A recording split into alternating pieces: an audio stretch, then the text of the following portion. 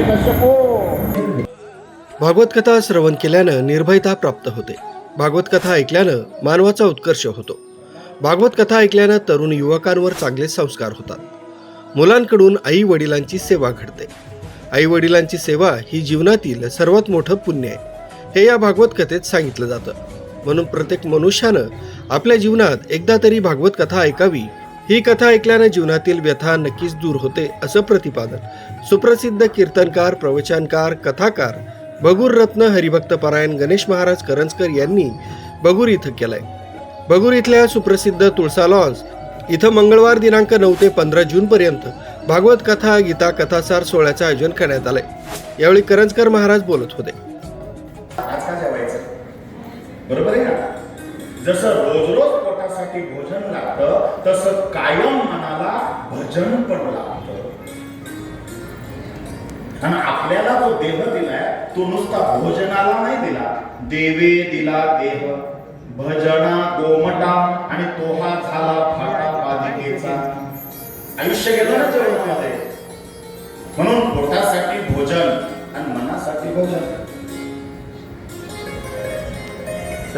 एक सारखा यायचा कथेला, चला ना कथेला. तो म्हणायचा नाही ना, दुकानदारी ना काय जमत नाही. कपड्याचं दुकान होतं, नाही ना दुकानदारी जमत नाही. पण जो कथेला यायचा ना दुकानापासून, त्याने पिछाच केला. चाल ना कथेला, चाल ना कथेला. चांगली गोष्ट सारखी सांगावी लागते आणि वाईट गोष्ट शिकवावी लागत नाही. बरोबर का चूक? बरोबर ना? हा, असा पुढे बोर्ड वाचला का बघून मध्ये? आमच्याकडं शिव्या शिकून मिळते. का बरं? ते वाईट आहे. वाईट लोक कलियुगामध्ये लगेच शिकतात आणि चांगलं नाही शिकत. तमाशा असू द्या, नाचणारी बाई येऊ द्या, आमंत्रणाची गरज नाही, गरजच नाही. अहो प्रमाण आहे त्याला. जिथे तुणतुणे वाजती तिथे कान टवकारते आणि जिथे हरी कथा चालती. शेठजी काय महागाचा कपडा द्या. घेतला त्याने कपडा, दाखवला. हा काय कपडा, किती देऊ? आखा तागा द्या म्हणे. काय 5-25 मीटर असेल. हे पुढे चाललं कीर्तन. आता स्वप्नामध्ये चाललंय तागा काढायला म्हणून हात पुढे गेला. नेमकं कीर्तनकाराचं धोतरच हातात आलं. काय सांगायचं? तेव्हापासून आमचे कीर्तनकार कंबर बांधायला लागले. भरोसा नाही कोणाचा. थोडा विनोदही असायला पाहिजे, नाही ना? जेवणासोबत थोडी चटणी, पापड, लोणचं असलं का मजा येते ना? तसं आहे. लक्ष 2-2 तास बसायचं तुम्हाला. आणि माझी खात्री आहे तुम्हाला घरची आठवण येणार नाही. आणि समजायचं घरची आठवण आली नाही, कृष्णाची कृपा झाली. माझी कृष्णाची कृपा झाली आणि ती होणार आहे. माझा कृष्ण, माझा कान्हा फार कणवळू आहे, फार कृपाळू आहे. माझा कान्हा पाप बघत नाही, पुण्य बघत नाही. तुम्ही आलात ना, तुम्ही पाप करून थकला असाल, या माझ्याकडं, मी माफ करून थकलो नाही. माफ करतो माझा कृष्ण. आणि आईप्रमाणे सगळ्या लेकरांवर प्रेम सारखं आहे माझ्या कान्हाचं. म्हणून आई समजण्यासाठी आईला बिलगावं लागतं,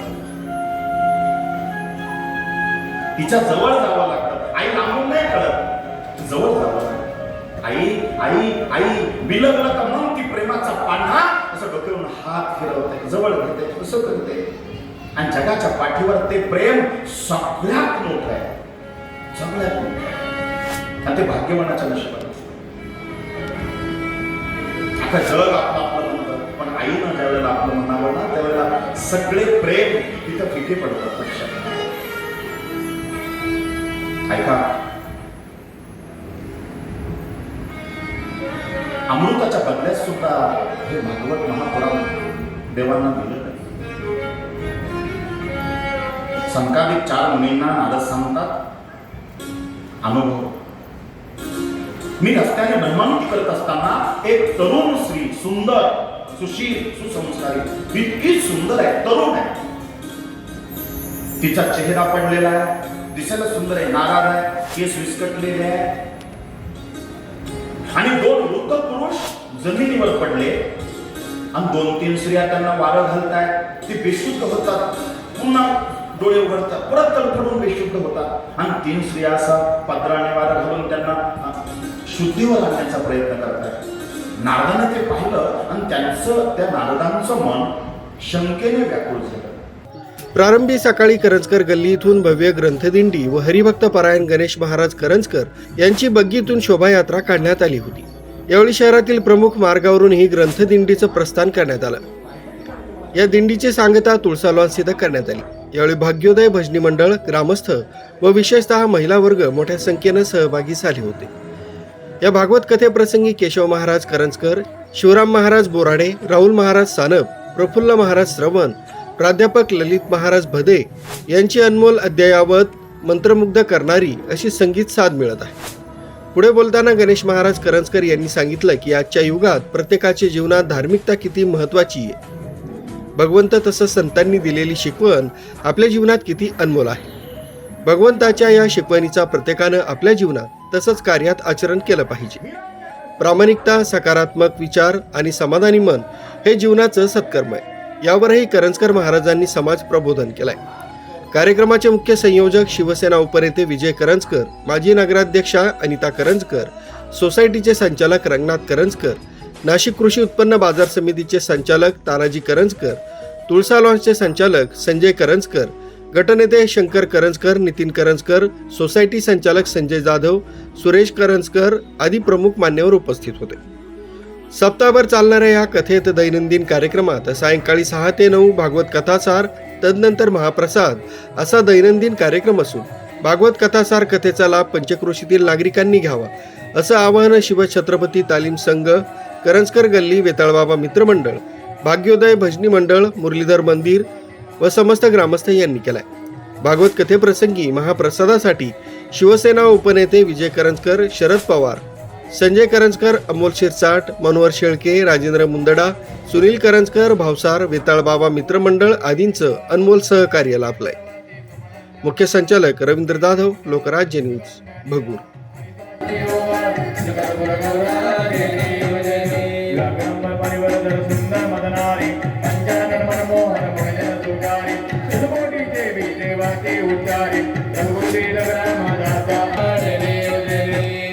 दुर्गत भारी सुदवेन सौंदारी अनाथनाथे अंबे जय जय भीमेश्वर दुर्मूर्ति ओदेशा दुर्मते दुर्वरेश्वर वरदे तारक संजीवनी आई विवाह तेजा पडले गुणवाई हे तू भक्ताला गे तू दासा